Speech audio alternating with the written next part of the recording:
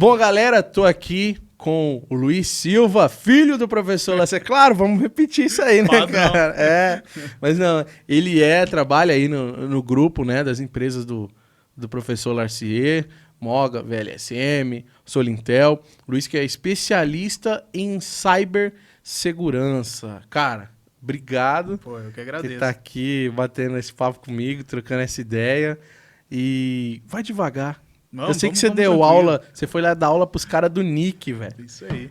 Não os menosprezando, os caras lá são incríveis, né? Sim. De verdade. O pessoal é excelente. Mas por que cibersegurança? O que é cibersegurança, Luiz? Cara, cibersegurança é um conjunto aí que a gente trata, né? De boas práticas, de aplicações que trazem uma maior segurança nesse ambiente que a gente tem online, né? Vamos dizer assim. Então, quando você está trabalhando com o seu celular ou quando você está navegando na internet, você tem uma série de práticas que você, como usuário, também tem que seguir, né? Você não sai clicando em N links diferentes ali aleatoriamente, que isso pode te dar uma dor de cabeça. Então, é tanto um processo de conscientização, de informação, quanto o processo, de fato, de aplicação dessas boas práticas que tangem esse mundo aí da cibersegurança, né? Entendi. Aquelas tia que caem no golpe do Zap. A tia do golpe do Zap, da promoção da Boticário, essas coisas, entendeu? Então, tem que tomar bastante cuidado com isso, inclusive. Mas essa questão de cibersegurança, não é só... A gente tá no raso, né? Não é só raso dessa forma, né? Não. Cara, isso envolve ali também quando a gente tá falando de Deep Web, tudo isso... Cara, quando a gente fala de cibersegurança, normalmente esse papo da Deep Web acaba entrando, né? É mesmo. Porque assim, a Deep Web nada mais é do que um local onde a galera encontrou... Onion. Exatamente. Nunca acessei, nunca acessei. Mas já tá sabendo como é que entra, pô. Os ponto .onion da vida aí. Ali a galera consegue trocar informação de uma forma anonimizada, né? Então, não tem como rastrear, basicamente, quem está mandando aquela determinada mensagem. Claro que tem como rastrear, mas é um processo delicadíssimo para entrar nesse âmbito, né? Então, a Deep Web acaba entrando muito nesse papo porque toda troca de informação, o pessoal que trabalha, vamos dizer assim, né, com hacking, com ataques e tudo mais, os caras colaboram muito, né? E normalmente a casa onde eles encontram esse processo para colaboração é a Deep Web. Que é um lugar que é muito mais complexo de encontrar aquele usuário que estava comentando sobre aquilo, ou quem estava postando aquele determinado script, vendendo aquela determinada lista de senhas e tudo mais, né? Então, o pessoal acaba se anonimizando ali dentro da Deep Web e, cara, é um problema no fim das contas. Caramba, né? então a Deep Web é um risco. Bom, o nosso setor é provedor de internet, né, cara? O provedor de internet que na sua ponta atinge ali... Bom, infinitas pessoas, né? Sim. Uns têm 300, 200, 1.000, 10.000. E a gente tem as seguintes situações, Luiz, que você sabe muito bem. O cara que tem 300 assinantes, ele nem sabe de nada essa questão de segurança. Sim. Claro, eu não vou generalizar, né? Mas na sua maioria, o cara não tá preocupado com isso, ele tá preocupado em encontrar uma ONU mais barata e tal. Já o cara que, sei lá, tem seus 10, 15 mil assinantes, talvez ele já passou por algumas coisas, algumas situações, que aí ele procurou alguém para de repente fechar algumas portas ali para ele, proteger ele de alguma forma. Sim. Né? Vindo um pouco para essa galera de pequeno provedor de internet, né? Cara, quais são os riscos que esse cara pode... Até generalizar, fala da maneira do pequeno, do grande. Quais são os riscos que esse cara pode sofrer, tá? E isso pode atingir o assinante final dele também? Cara, normalmente assim... Principalmente, até pegando um gancho no que você falou sobre o pequeno, às vezes não dá aquele significado gigantesco para a questão de segurança, porque normalmente ele não sofreu com relação àquilo, né? A gente tem que meio que deixar esse paradigma de lado agora, principalmente pensando como ISP, né? Por quê? Porque hoje não é só a questão do tamanho, né? A gente tem que pensar o porquê que um ataque acontece, né? O ataque normalmente ele vai acontecer ou para o cara mostrar que ele pode fazer um ataque, né, que é o ataque mais imbecil que a gente pode tomar é esse, onde o cara fala assim, não, eu sei fazer um ataque, eu sou um menino de 16 anos que estou de férias e eu quero usar meu Linux aqui para fazer ataque. E seria um ataque de DDoS, você tá falando? Esse é um ataque de negação de serviço, né, que eu acho que é o mais comum aí no ambiente dos provedores. Então a gente tem esse processo aí do cara mostrar que ele pode fazer e a gente tem o processo do cara que quer fazer aquilo para poder extorquir, para poder extrair uma informação. E aí quando a gente entra nesse âmbito, a gente está falando do cara que vai fazer um ataque DDoS e vai tentar invadir um sistema dentro da sua infraestrutura ou um sistema que você atende, né? Então, o cara de 300, 200 clientes, às vezes os 200 clientes são 200 clientes corporativos, né? Pô, Cara, e aí você entra numa seara de você tá protegendo, por exemplo, Casas Bahia. Você tá protegendo uma Caixa Econômica Federal. Você tá, pô, ali na sua infraestrutura, esses caras estão navegando através dela, então você tem que dar essa confiabilidade para eles navegarem através daquele determinado caminho, né? E por isso que eu falo que a questão dos números, no fim das contas, ela não pode ser tão levada em conta, né? Então a gente tem que tomar cuidado desde do primeiro usuário que a gente colocar na rede. Vai montar a rede. Exatamente. Então, querendo ou não, embora a gente saiba que os donos de provedores, o pessoal que está à frente do provedor tenha 1 milhão de coisas para lidar, a segurança é mais um detalhezinho que ele tem que colocar ali, porque senão, cara, vai acontecer.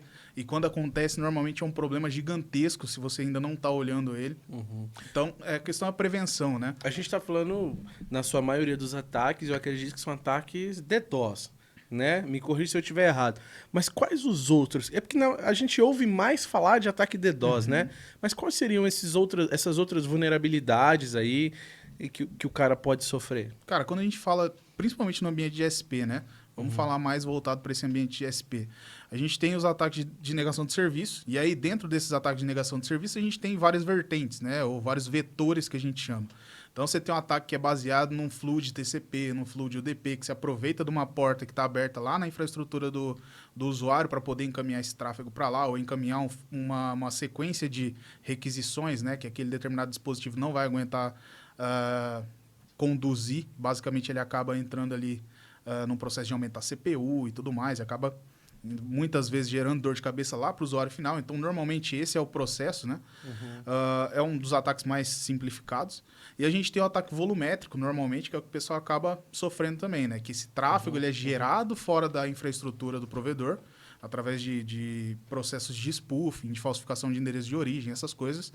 E, basicamente, ele aproveita de protocolos que normalmente já são vulneráveis, né? O próprio DNS, o próprio SNMP, que tem esse poder de amplificação, né? Gera esse tráfego fora da infraestrutura e encaminha com direção ao endereço IP público dentro daquele determinado provedor, né? Esse é um dos ataques mais chatinhos ali para o provedor conduzir, tentar responder a esse tipo de ataque, né? Porque aí normalmente você vai precisar de uma central de mitigação ou você vai precisar de uma operadora fazendo esse bloqueio ali na porta dela, porque que nem eu sempre comento, a partir do momento que o tráfego passa da interface da operadora para a sua interface, ele consumiu aquele link, né? Então não importa se o seu router lá é o melhor router do mundo que não vai cair. A questão é a quantidade de banda que você contrata. Normalmente a gente não vê o pessoal com 10, 20 gigas sobrando de banda, né? E aí você pega um ataque simples desse lá fora, que a gente vê até sites gratuitos ali oferecendo esse tipo de serviço lá fora para realizar esse tipo de ataque. Esses caras geram 1, 2 gigas em coisa de segundos. Nossa. Né? Então, é raro você encontrar uma pessoa que tem 2 gigas livre, por exemplo, para aguentar uma pancada dessa, né? E isso é o que acaba gerando essa dor de cabeça lá com o usuário final, né? Então, o tráfego passou da interface da operadora para a interface do meu router de borda, aquele link já foi consumido, basicamente já vai começar a degradar o sinal para o usuário lá na ponta, né? Então, aquele usuário já não vai conseguir usar o 100 mega que está disponível para ele, que foi vendido para ele, vamos dizer assim, né? E aí, cara, é onde começam as dores de cabeça. E, normalmente, hoje, a galera acaba se aproveitando muito dessa estrutura de encaminhar um DDoS e para tirar o foco, né? E focar em acessar banco de dados de sistema de gerência, sugar essas informações de banco de dados, sugar informações que são sensíveis, né? Então, você tem lá CPF, você tem e-mail, você tem os contatos da galera, porque isso dá muito mais dinheiro, no fim das contas, para o cara que está fazendo esse processo, né? Então, tem sim o cara ele que vai... cobra um resgate. Na verdade, para a questão dos dados sensíveis, normalmente o cara vai se aproveitar disso para fazer phishing, né? Então, ele captura as informações baseadas ali que ele fez um DDoS para tirar, para dar essa ofuscada no processo geral. Ele faz uma invasão em um determinado dispositivo. E a invasão é um dos itens também que o pessoal acaba sofrendo bastante, principalmente em router. Às vezes você tem um router lá, você deixa ele com IP público e com uma senha de mim. Acabou, o cara vai entrar, né? partir do cara entrar ali, ele pode colocar, por exemplo, um minerador de Bitcoin. Caramba. Não sei nem quantas vezes a gente já pegou esses casos de o cara logar naquele determinado router, adicionar um scriptzinho ali para ficar fazendo mineração de Bitcoin, cria um backdoor, e aí dali para frente ele consegue acessar sem você ter nem log, basicamente, disso. Caramba. Não entra ao caso aqui o nome do fabricante, claro, mas teve um ano e meio, talvez 2 anos atrás, cara, eu lembro que uma grande marca de roteador para provedor, para última milha, tava com uma vulnerabilidade assim absurda e eu vi muita gente reclamando assim que tava sofrendo, sabe? Sim. Com essas vulnerabilidades. E era uma grande marca. Sim, vou te falar que assim, vulnerabilidades a gente tem todos os dias, tá? É um negócio que o pessoal deveria acompanhar mais, porque a gente tem a NVD mantém, né? Um database ali de todas essas vulnerabilidades e todos os exploits que foram que estão disponíveis ali para se aproveitar dessas vulnerabilidades. Então é um negócio legal da gente sempre acompanhar. Cara, com relação a isso, a gente tem vários casos de conseguir fazer acesso a um determinado dispositivo usando um exploit, que é um pedacinho de script ali, disponível num GitHub da vida, por exemplo. E, cara, isso dá acesso a mudar o roteamento daquele determinado provedor, dá acesso ao cara imputar uma informação ali para fazer mineração de Bitcoin. Então, o CPU do cara às vezes está lá em 90%, 100% o tempo todo, ele não sabe o porquê. Às vezes você vai olhar, tá um scriptzinho rodando ali, gerando essa dor de cabeça, né? Ainda no ambiente de ataque, né, a gente tem, por exemplo, a falsificação a troca do DNS, né, que é um negócio comum também para o pessoal encontrar esse problema dentro da infraestrutura.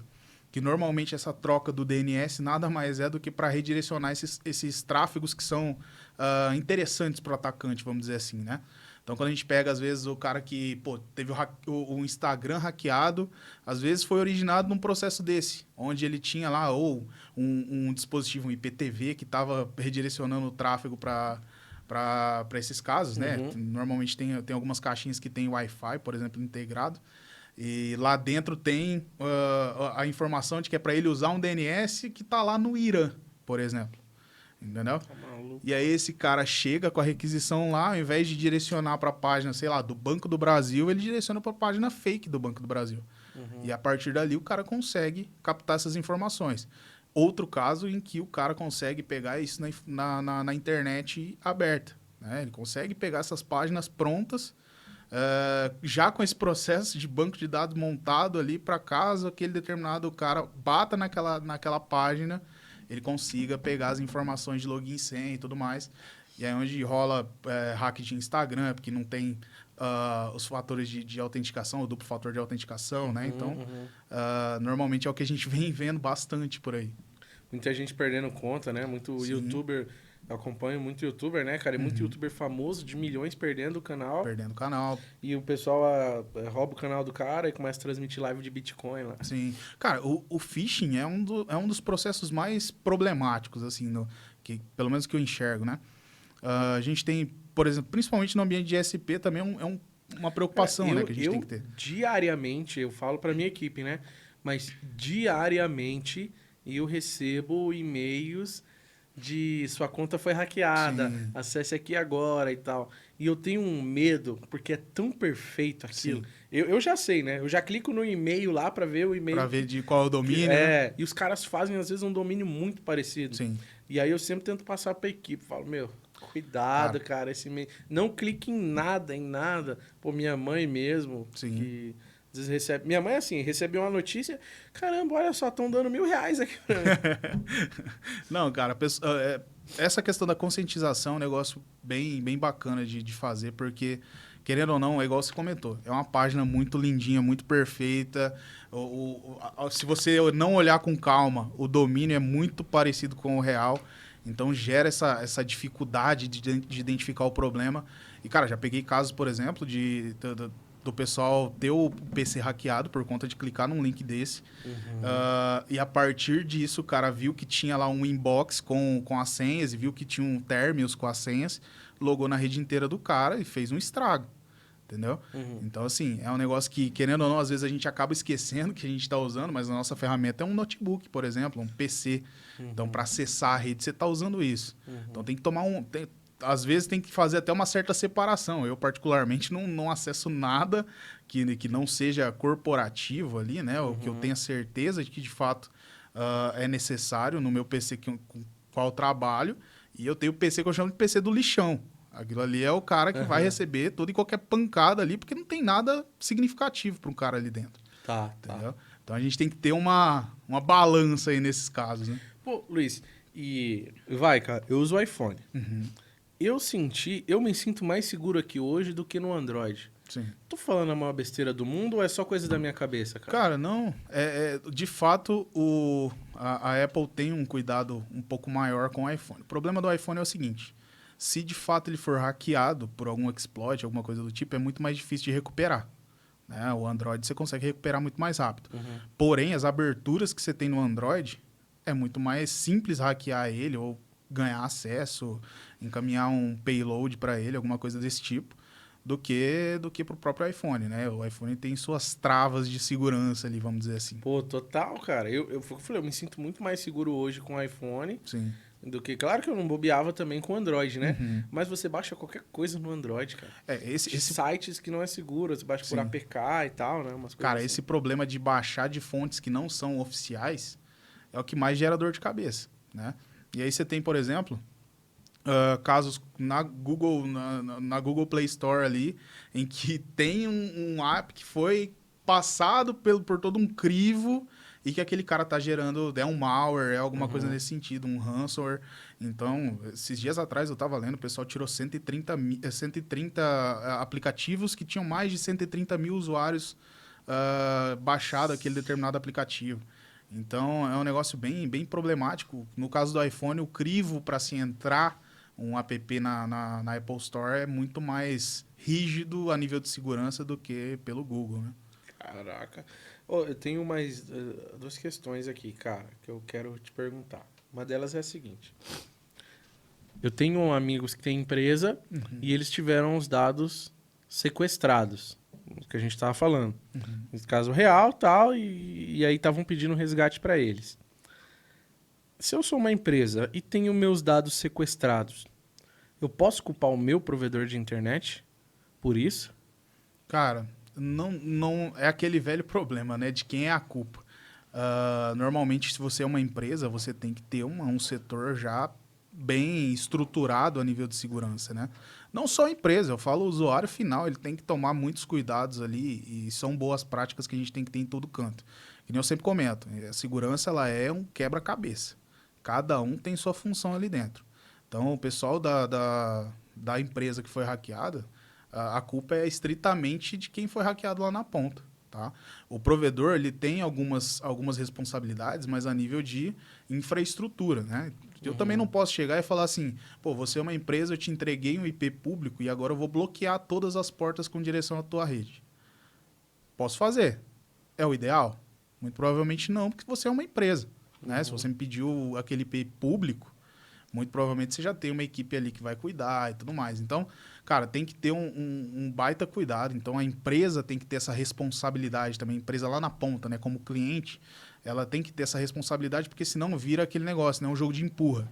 Porque se o provedor é culpado, aí o provedor do provedor seria o culpado, e aí o provedor do provedor seria o culpado. Então, aí você chega nesse ponto, entendeu? E, basicamente, a partir do momento que você pega um endereço de IP público, alguma coisa nesse sentido, você está conectado na internet, você já tem N responsabilidades a nível de segurança, né? E essa questão de cuidar dos seus próprios dados é um negócio que é uma obrigação, não é nem uma necessidade, né? Entendi. E a outra questão era, para fechar lindo, como que o provedor pode se prevenir? Cara, ele procura você para fechar essas portas e se sentir seguro? Ele tem que fazer upgrade de equipamento para de fato se sentir seguro? Ou de repente com o que ele tem, que na sua maioria são microtics, ele também consegue se prevenir e se manter seguro ali? Cara, a gente sempre chega nesse ponto. No fim das contas, essa é a pergunta-chave. Meu microtik me protege? Meu microtik é seguro? Cara, eu vou dizer que assim, é seguro, né? O que manda é o que você configura nesse cara. E aí a gente entra numa seara do seguinte: como que a gente se protege? Prevenção. Não existe outra palavra a não ser prevenção. né? Então, você vai fazer todo o arcabouço a nível de boas práticas de segurança.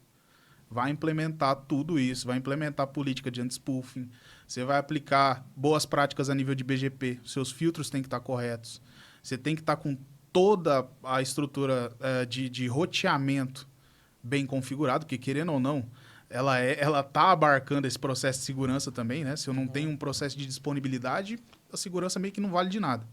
Né? Então, o roteamento tem que estar bem definido, a gente tem o desenho de rede, tem que estar bem definido, né? Se você tem um desenho de rede ruim, você já está muito mais apto a tomar um ataque ali, ficar fora do ar, do que o cara do lado, no fim das contas, né? E o atacante, ele gosta de facilidade, tá? Então, a partir do momento que você se mostra difícil para esse ambiente, pô, vou ter que ficar escaneando porta, e não são portas que são comuns e tal, ou vou ter que encontrar um serviço que está vulnerável, alguma coisa nesse sentido, o cara ele já repensa esse ataque. Normalmente é o que acontece. A não ser que seja aquele ataque que é pago, né? Onde o cara tem, de fato, aquele alvo específico que, cara, ali não tem o que fazer. Aí você tem que ter todo esse arcabouço de segurança implementado para esse impacto ser menor. E o seguro de carro ali, né? Que eu chamo seguro de carro. É ter lá uma mitigação de DDoS ou contratar um link que já é mitigado, coisas nesse sentido. Então, hoje, nesse cenário que a gente está, todas as boas práticas relacionadas à segurança, elas são bem-vindas, né? Inclusive, essa questão da contratação de um link que já tem a mitigação. Isso aí é um negócio que vem surgindo bastante, porque normalmente a operadora que vende esse recurso, ela tem muita capacidade, né? E aí, pô, você que não tem lá seus 100 gigas para tomar uma pancada, segurar ainda e entregar a banda limpa lá para frente, é melhor ter alguém na sua frente ali para segurar essa pancada, né? Saquei. Entendeu? Então, assim, a gente tem todo esse processo. E, cara, a gente lá na VLSM, a gente implementa muito disso, né? A gente tem todo esse processo de cibersegurança aí. Mas, cara, tudo tem documentação. Se você parar para estudar, você vai conseguir entender todo o processo, entender como tornar o microtik lá não vulnerável, né? Tornar ele seguro. E é o que eu sempre falo também, não existe 100% de segurança. Se quer 100% de segurança, passa na frente do hack com a faca e corta os cabos. É basicamente isso. Essa você saquei. Porque senão, cara, você implementa todas as boas práticas. O profissional de segurança, ele é igual o goleiro. Ele implementa todas as boas práticas. Acontece um probleminha, ou acontece uma vulnerabilidade de um dia para o outro, que é aquela vulnerabilidade que a gente chama de zero day. Tudo foi por água abaixo. É o goleiro na final de Copa tomando um gol. Entendeu? Então é basicamente isso. A gente tem todo esse trabalho ingrato aí para fazer, a prevenção. E todo dia surgem novos golpes, todo dia surgem novos vírus. Exatamente. Tem que estar ligado em tudo isso, né, cara? Todo dia a gente tem pancada para todo lado. É um negócio novo que surge, é um exploit novo que surge, é uma vulnerabilidade nova em determinado fabricante, porque a gente lida num parque que tem N fabricantes, né? E aquele determinado fabricante, naquela determinada versão, ela é vulnerável.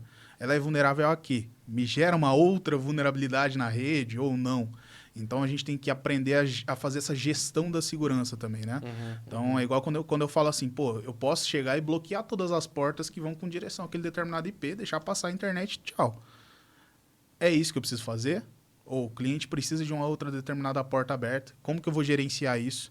Eu conheço exatamente onde essa determinada porta está aberta ou não. Né?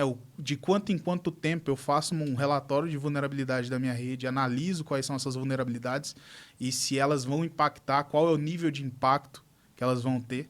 Né? Então, a gente tem que ter toda essa gestão para não ter dor de cabeça. Né? E se um dia ela acontecer, a gente tem que ter uma resposta àquele incidente. Né? A gente tem que ter uma saída, tem que ter uma estratégia já pré-definida para não deixar os clientes fora do ar lá uma semana, porque hoje a gente sabe que não pode deixar 5 minutos que já dá dor de cabeça. Eu aqui, se cair... Eu sou esse cara, mano. Eu sou esse cara. Tá certo, pô. E como que a galera fala com você, Luiz? Cara, eu tô pelo Instagram, luiz.f.silva, tá? Todas as redes aí da Solintel, da VLSM também. Então, se precisar falar com a gente, é só chamar. Eu vou deixar o link na descrição do vídeo. Isso aí. Pra galera acessar e se proteger, né, cara? Sim. Se proteger, fechar todas as brechas, todas as portas. Exato. Dar esse primeiro passo, que é ligar, talvez entrar em contato e falar, Luiz, me protege. Me ajuda. Me acuda. Me ajuda. E a gente tá nos eventos também, todos os eventos que tem do nosso segmento aí, a gente tá nos eventos justamente para poder compartilhar essas informações, né? E também aprender muito, a gente aprende muito nos eventos. Então, a gente tá sempre por aí. Eu aprendo muito nos eventos também, né? Demais, demais. É show de bola. Pô, queria te agradecer, cara, por esse papo de verdade, cibersegurança. Sei que você tem um bus pra pegar. Já me assopraram. Exatamente. E volta, cara. Por favor, volta aqui. Sim. Estando em São Paulo. E aí a gente faz aquele mais estendidão lá. Show de bola. Falando de tudo e um pouco mais. De repente até sofrendo uns ataques ao vivo. Não. Melhor não. A gente traz no laboratório aqui, a galera já vai curtir. Isso, melhor do que sofrer uns ambiente controlado. Melhor, né, cara? Melhor. Fora da rede. Exatamente. Pô, obrigado. Eu que agradeço. Vou deixar todos as links do Luiz aqui, todas as mídias sociais dele na descrição do vídeo, tá bom? Deixa o like, se inscreve no canal se você não for inscrito. Irmão, tamo junto. Mais uma vez. Ah, pera aí. Ô, Gabi, tem um presente aqui pro nosso convidado. Tem um presente aqui pro nosso convidado, cara. Tá mandando esperar? Então, pera aí, tá mandando esperar. Se tá mandando esperar, eu vou esperar. Vamos fazer um aguarde. Tá. Ó, adesivinho aqui da Lux da Telecom pra colar lá. Maravilha. E uma camiseta nossa também. Aí, galera. Da Lux. Sucesso. Top das tops. Maravilha. Tá bom?